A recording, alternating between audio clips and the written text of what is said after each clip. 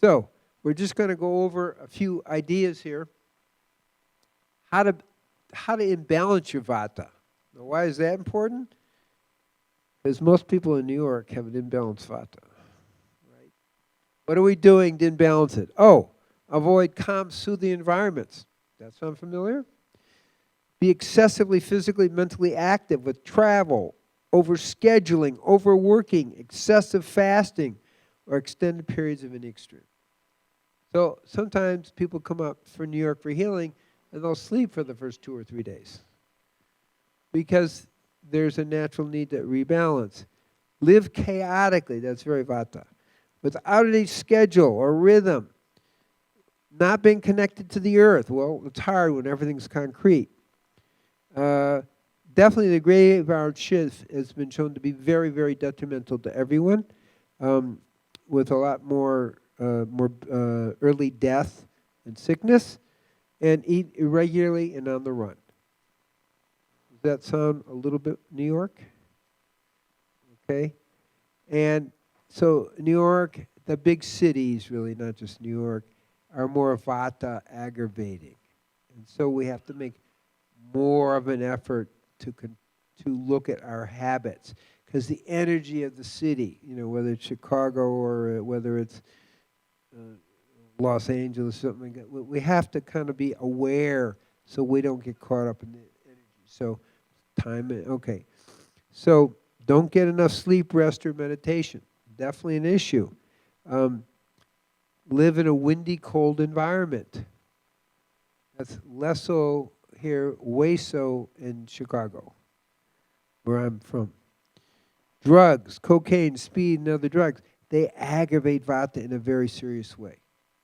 I mean, they actually disrupt your whole brain function, but they really, really aggravate the Vata. Overly act out your feelings. Overly act out. So some people and Vatas are like the wind. And worry a lot. Have a lot of worry, fear, and anxiety. So these are things that aggravate Vata. And eating cold, frozen, leftover foods, because cold and wind aggravate Vata. So how do we balance Vata? Okay? Live in a warm, moist, tranquil environment. So some of the people I see in New York, they set up their apartment to kind of create those conditions. Okay? A quiet apartment, kind of warmer, tranquil, that kind of thing. So you can do it in the middle of the city. It's really not a problem. A lot of people are successful doing that. Try to live in a moderate, balanced way. That's really good to do. Eat warm, moist foods, as we mentioned. Warm is important. Doesn't mean they have to be cooked. They can be warm to, up to 118 degrees. Actually, more recent research is showing that some foods retain their enzymes at 150 degrees. That was a little shocking to me, but there is a variety of papers out that I've seen that say, well, not all enzymes are blown up or destroyed at 118 degrees or 110, some up to 150 degrees. But warm food is just warm to finger touch, so it's really not a problem. But warm, not cold, not just out of the refrigerator, because cold aggravates Vata. Foods that have more sweet and salty and sour taste balance the Vata. This is where I'm getting into the details of the food.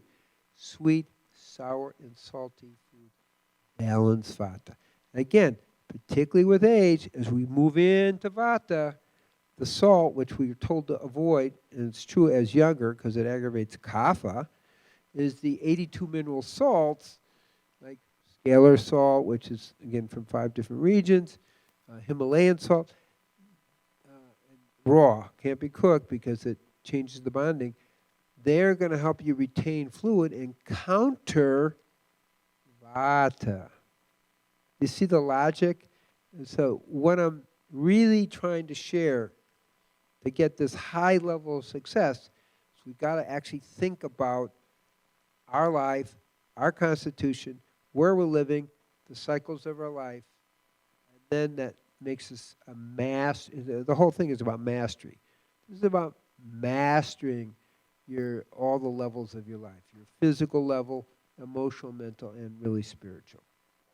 So we're talking about mastery, which means you got to think about it. Okay? But think mastery, and then it makes more sense.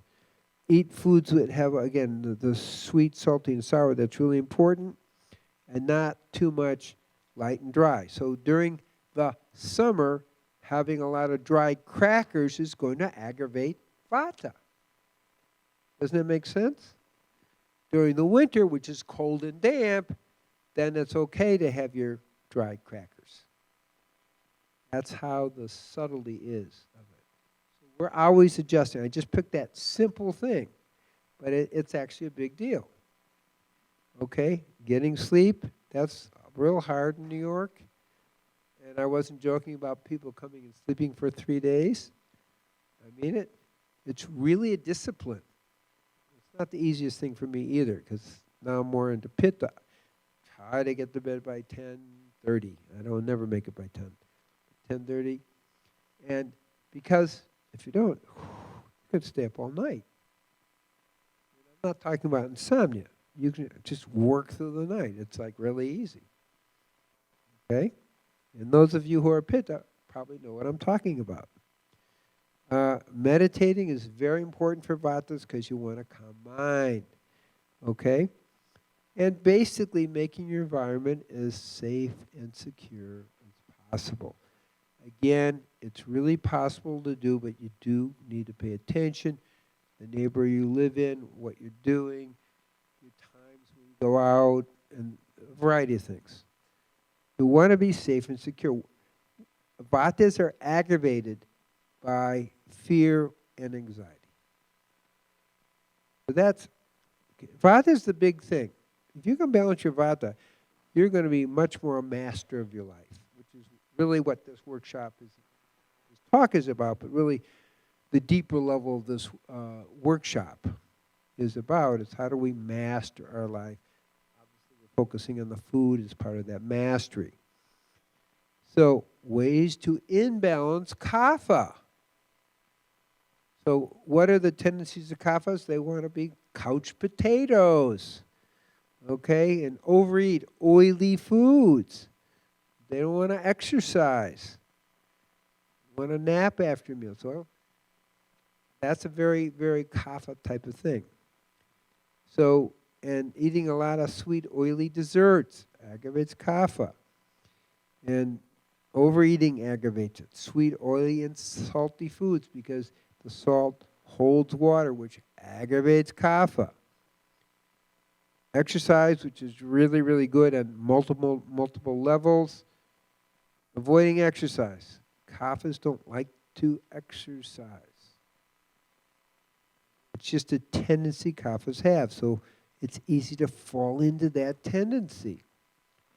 And not being creative. Kaphas, if I use the analogy, and it's a football analogy, okay? So Kaphas are like the linemen. They're the tackles. Pittas are like the quarterback. Vatas are like the split end. They're kind of all by themselves, running down the sidelines to catch a pass. But so it's just an analogy of kind of understanding the tendencies. Okay, so Kaphas, the elephants, they're not moving too fast. They are family oriented, but they don't like a lot of exercise. You have to push a little bit. Once you start exercising, it's easy. Once you start exercising, okay? And they tend to go for tranquilizers and hypnotics. They want to kind of go to be extra tranquil, okay? They're the salt of the earth, so to speak. And so you really need, as a Kapha, to stay away from all your sleep medications, all the tranquilizers that are out there, your anti-anxieties. They all can actually be highly addictive for a Kapha. And Kaphas tend to hold on to their emotions. You know, we think more men that way. It's a Kapha tendency.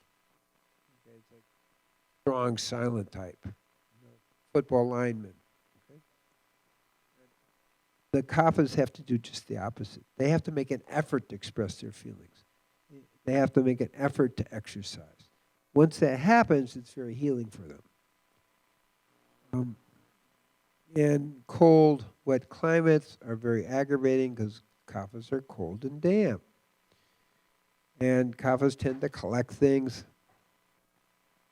And kaphas also tend to get more involved in ritual, kind of things kaphas like. So we have to be careful as a kapha not getting involved in practices that are too ritualistic or I'm going to say orthodox. I'm not talking about particular religion. I'm talking about just a way of life. You start creating rituals and orthodoxy in your life. And this is the way I'm eating forever and so forth. So those are what imbalances kapha. Now what balances it? Be active, creative, exercise, eat foods that are warm, dry, bitter, pungent, and astringent. Those are key, okay? Don't have sweet, salty, oily things. Minimize it, okay? At least an 80% raw food diet, but a spicy one. You know, it's got your ginger and your cayenne, whereas Pitta's fire, you don't want to add a lot of fire with ginger and cayenne. So you have to spice your food according to your constitution, and that really helps you become successful again. And don't eat too much. Be careful of your fluid intake because kaphas hold on to fluid. So you don't need 8 or 10 glasses a day. That will create a kapha imbalance. Expressing your feelings in the moment, kind of move out of the turtle shell. And only do the practices, this is key, that really work for you and don't get you caught in ritual. Okay, where vatas can maybe benefit from a little ritual, kind of anchors them. Kaphas are already anchored.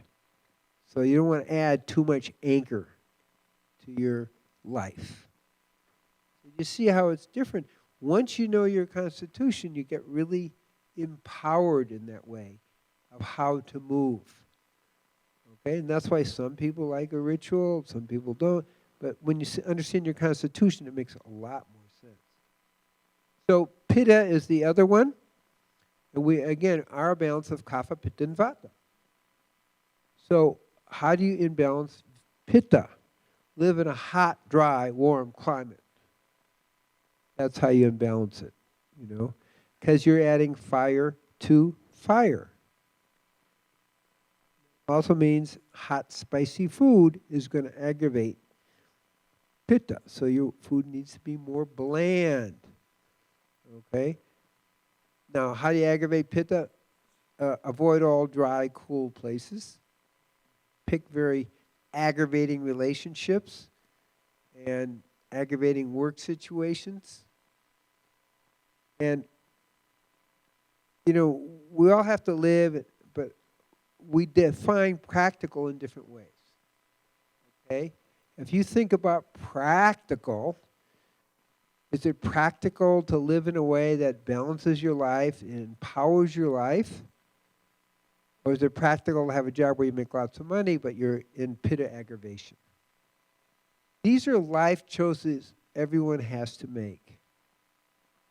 And once you understand some of this, you begin to understand, well, where's quality of life here versus some of the other values that you know, people are choosing, which shortens their life and doesn't give them much fun and actually aggravates their constitution.